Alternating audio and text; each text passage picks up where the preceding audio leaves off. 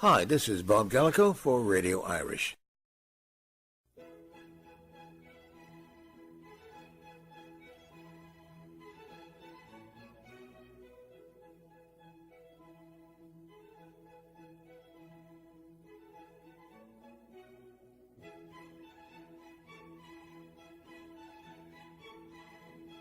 Starting at the bottom of my road, we're going on a little tour of a few of Salem's historic attractions.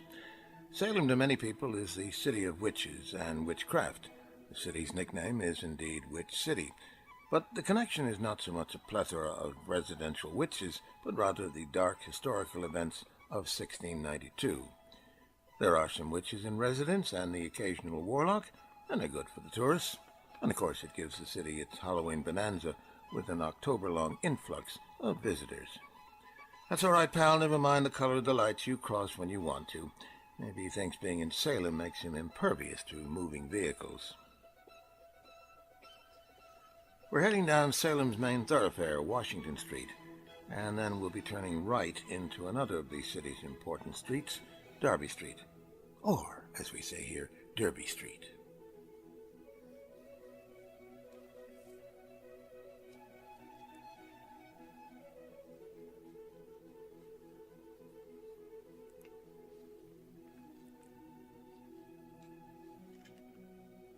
One thing you'll quickly notice on this tour is that it's frequently a very bumpy ride, for, like Boston after a winter, this, in addition to being Witch City, is Pothole City. The late winter, early spring freeze-thaw cycles wreak havoc on the pavements, and for a long time the road surfaces chew up car tires and axles, until the city finds the time and or money to fix them.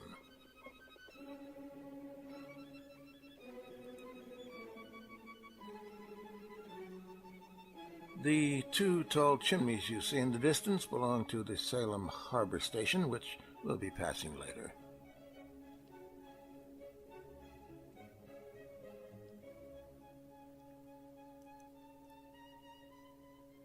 Now we're approaching another of Salem's road games, the four-way main road intersection with no controlling traffic lights.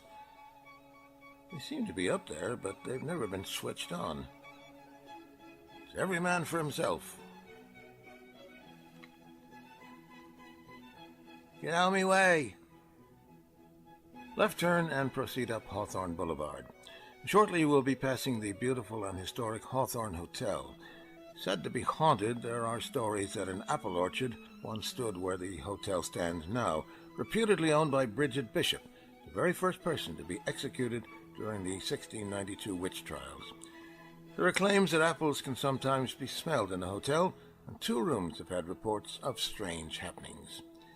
Now on the right is the Hawthorne Hotel, and immediately past it, the historic Salem Common.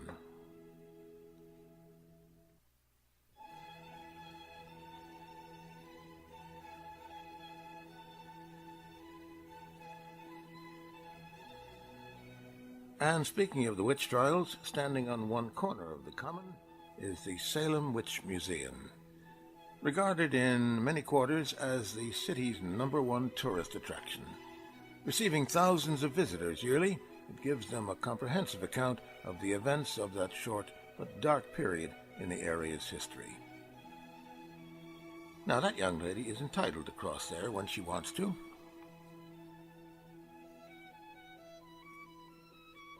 Now we'll proceed back down Hawthorne Boulevard. We'll be coming back to that name of Hawthorne shortly, as it represents a brighter side of Salem's history.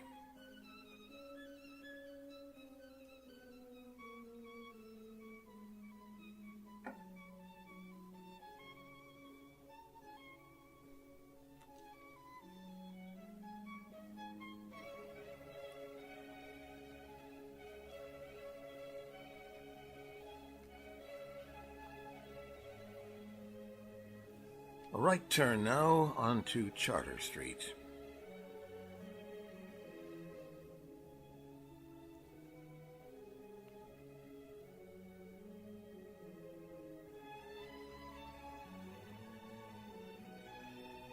And coming up on the right is one of the jewels in Salem's crown, the Peabody and Essex Museum, Originally the Peabody Museum of Salem and the Essex Institute, it's the oldest continuously operating museum in the United States, and it holds one of the major collections of Asian art in the country. Recently displayed a magnificent collection of treasures from the Forbidden City of China. Altogether, its total holdings include about 1.3 million pieces of art.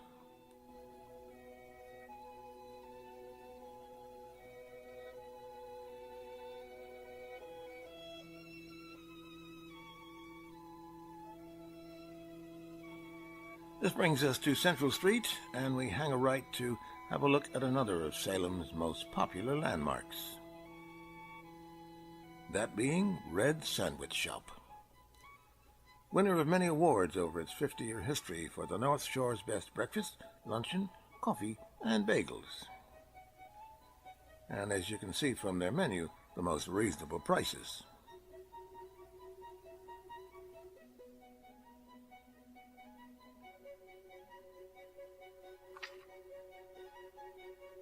Turning around now, we head back in the opposite direction up Charter Street.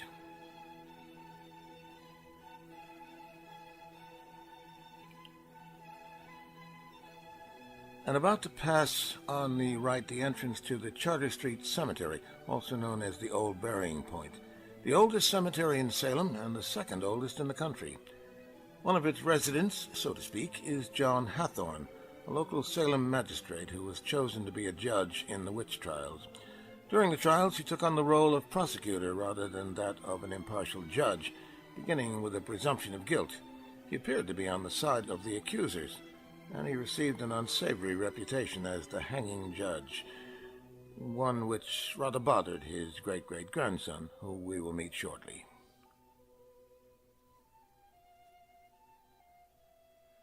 Back onto Hawthorne Boulevard, and down to Derby Street, and once more into the breach, dear friends, once more, Suicide Junction. Hey, watch it, buddy.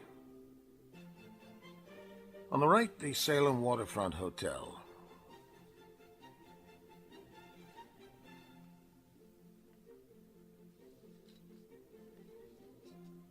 And at this point off to the right is Pickering Wharf, a marina and harborside village of shops and restaurants, very much catering to the tourist trade. And it's there you will find a shop called The Cat, The Crow, and The Crown, owned and operated by one Laurie Cabot, the official witch of Salem, a title given her by former Massachusetts Governor Michael Dukakis to honor her work with special needs children. Laurie was one of the first people in the U.S. to popularize witchcraft, or Wicca, as the nature religion is often called, and is a part of Salem lore, in addition to being one of the most high-profile witches in the world.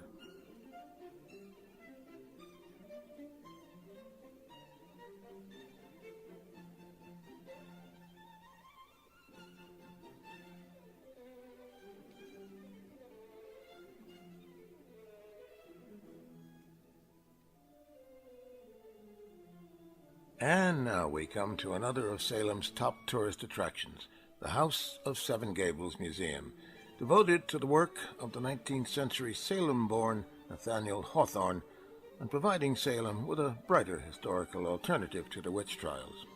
That novel, The House of Seven Gables, along with The Scarlet Letter, ensured his literary fame. 20th century writer D.H. Lawrence said that there could be no more perfect work of the imagination than The Scarlet Letter. And of The House of Seven Gables, the poet James Russell Lowell said it was better than The Scarlet Letter and called it the most valuable contribution to New England history that has been made. Born Nathaniel Hathorne, it's speculated that he added the W to the name to disassociate himself from his notorious great-great-grandfather.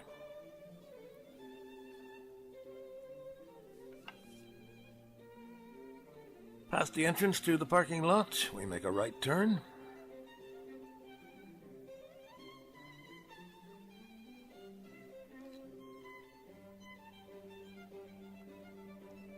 And we head down to, coming up on the right, the actual House of Seven Gables that inspired Hawthorne's novel.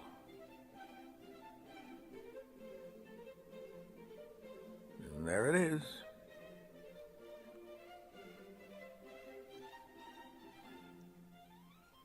And it has a nice water view.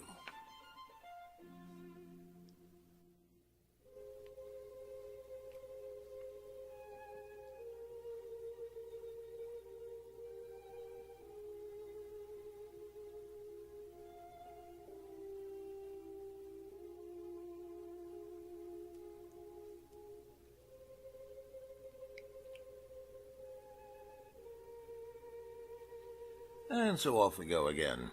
There on the right is the Salem Harbor Power Station I mentioned earlier, with its two tall chimneys.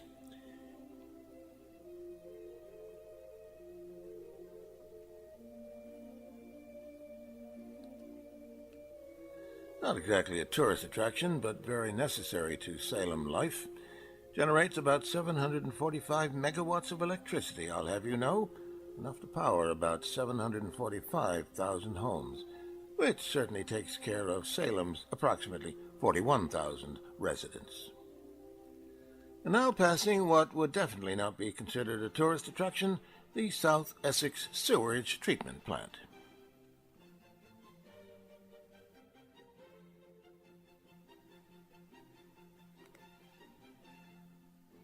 And so now on to Salem Willows, the waterside park existing mainly for locals, but no doubt visited by many tourists during the summer.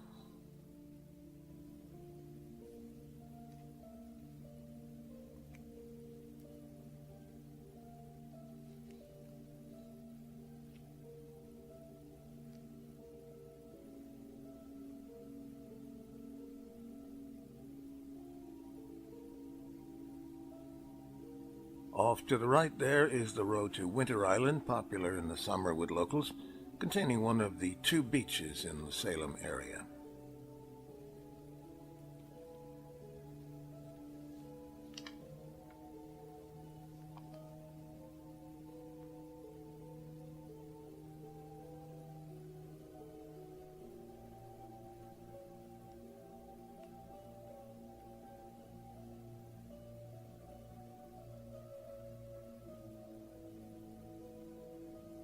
And now arriving at Salem Willows Park.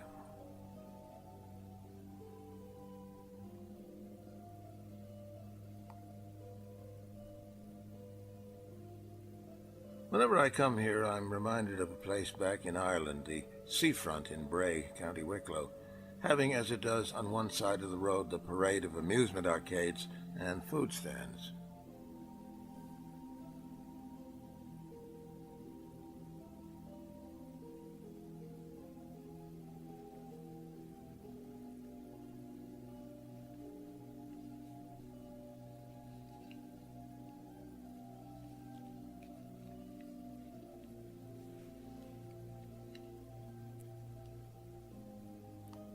You can get your pizza, hot dog, hamburger, fish roll, or whatever, and a drink, and take them across the road to the park. Deposit yourself at one of the picnic tables there, and enjoy your banquet in the company of 20 or 30 seagulls that will swoop down and stand around waiting for a handout.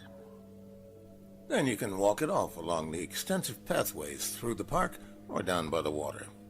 And I will leave you there to enjoy the pleasures of the park.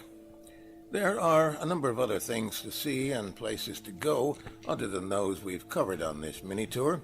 The Salem Witch Dungeon Museum, for example, which features a live reenactment of one of the trials based on original transcripts, and a tour of the dungeons with replicas of the cells housing the accused.